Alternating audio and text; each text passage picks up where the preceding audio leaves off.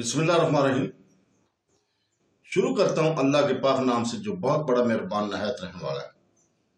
دوستو، بہنوں، بھائیوں، بزرگوں، السلام علیکم۔ اسلامی اسکالر صوفیہ اکرام کی سوانح حیات اور ان کے مزار کی تاریخ کی سلسلہ وار اس قسط میں آج ہم شاہ جلال مجرد کٹائی کی سوانح حیات اور ان کے مزار کی تاریخ کو بیان کر رہے ہیں۔ شاہ جلال مجرد کٹائی، جسے شاہ جلال کے نام سے بھی جانا جاتا ہے، بنگال کی تاریخ کے سب سے مشہور صوفی سنتوں میں سے ایک ہے اور ان کی میراث موجودہ بنگلہ دیش کی مذہبی ثقافتی شناخت کو تشکیل دے رہی ہے۔ 14ویں صدی کے اوائل میں ممکنہ طور پر 1271 کے ارد گرد ترکستان یا یمن میں پیدا ہوئے، جیسا کہ مختلف اکاؤنٹس سے ظاہر ہوتا ہے کہ شاہ جلال اپنی زچگی کے ذریعے پیغمبر محمد صلی اللہ علیہ وسلم کی اولاد سے تھے اور ان کی پرورش ایک گہرے روحانی ماحول میں ہوئی۔ اسلامی الہیات، روحانی نظم و ضبط اور تصوف میں تربیت حاصل کر کے انہوں نے اسلام کے پیغام کو پھیلانے کے لیے پوری مسلم دنیا کا سفر کیا اور اس کے سفر نے بالآخر اسے برصغیر پاک و ہند میں پہنچا دیا، جہاں وہ خاص طور پر مسلمانوں کی فتح اور اس کے نتیجے میں سلہٹ کی اسلامیزیشن سے منسلک ہوا ہے، جو اب بنگلہ دیش کا ایک شمال مشرقی علاقہ ہے۔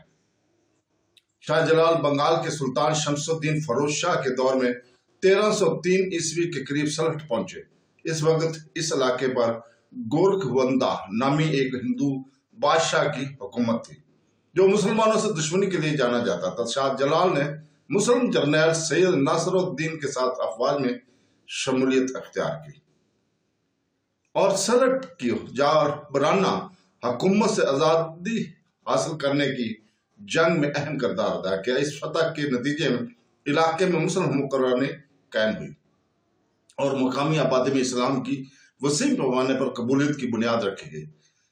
فتح کے بعد شاہ جلال نے مستقل طور پر سلہٹ میں سکونت اختیار کرنے کا انتخاب کیا، جہاں وہ اپنی تعلیمات اور ذاتی مثال کے ذریعے نسلوں کی تبلیغ، رہنمائی اور ترغیب دیتے رہے۔ ان کی سادگی، تقویٰ اور روحانی بصیرت نے ہزاروں پیروکاروں کو اپنی طرف متوجہ کیا اور وہ نہ صرف ایک فاتح کے طور پر بلکہ ایک ولی اور رہنما کے طور پر بڑے پیمانے پر قابل احترام ہوئے۔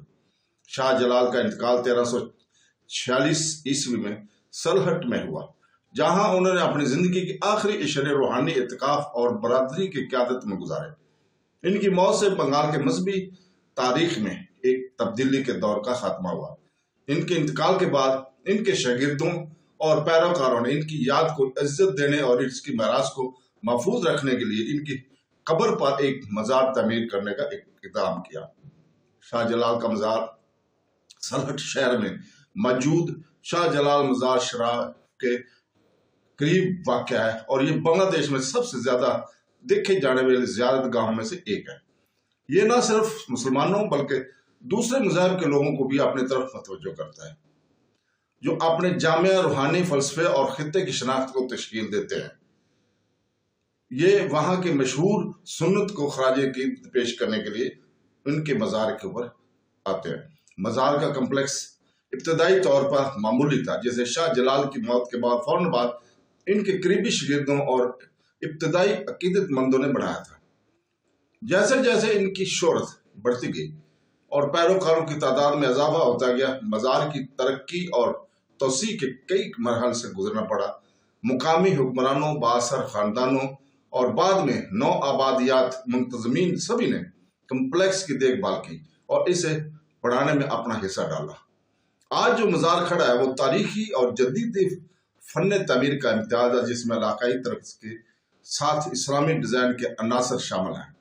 اس میں سنت کا مقبرہ، عبادت گاہیں، صحن اور زائرین کے لیے رہائش شامل ہے۔ اس جگہ میں شاہ جلال کے کچھ قریبی ساتھیوں کی قبریں بھی موجود ہیں، جنہوں نے پورے شمال مشرقی بنگال میں اسلام کو پھیلانے میں اہم کردار ادا کیا تھا۔ مزار کے ساتھ منسلک سب سے قابل ذکر خصوصیات میں سے ایک قریبی تالاب ہے، جو بڑی کیٹ فش کی ایک منفرد نسل کا گھر ہے، جسے مقامی آبادی مقدس سمجھتی ہے، حجاج اکثر اپنی عقیدت کے نذرانے کے طور پر مچھلی کو کھلاتے ہیں۔ شاہ جلال کا عرس یوم وفات ہر سال منایا جاتا ہے اور بنگلہ دیش اور اس سے باہر سے دسیوں ہزاروں زائرین آتے ہیں۔ اسے خصوصی دعاؤں، قرآنی تلاوتوں، صوفی موسیقی اور فقہ وارانہ اجتماعات کے ذریعے نشان زد کیا جاتا ہے جو سنت کی زندگی اور تعلیمات کو مناتے ہیں۔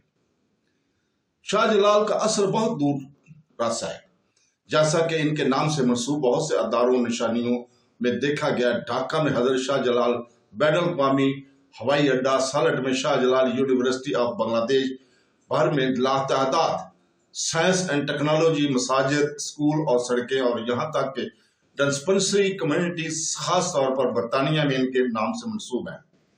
ان کا مزار نہ صرف ایک مذہبی یادگار ہے بلکہ بنگلہ دیش کے امیر صوفی ورثے کے ثقافتی اور تاریخی علامت بھی ہے۔ خلاصہ یہ ہے کہ شاہ جلال کا انتقال 1346 عیسوی میں ہوا اور انہیں سلط میں دفن کیا گیا، جہاں ان کا مزار روحانی عقیدت تاریخی ہے ان کے شاگردوں کے ذریعے تعمیر کیا گیا تھا۔ تو دوستو، اس کے ساتھ ہی ہم آج آپ سے اجازت چاہتے ہیں۔ کل تک کے لیے، کل انشاءاللہ تعالی ہم اسی وقت آپ کے سامنے حاضر ہوں گے اور شاہ جلال دکنی کی سیرت اور ان کے مزار کے طریق کو بیان کریں گے۔ تو دوستو، کل تک کے لیے اجازت، اللہ حافظ۔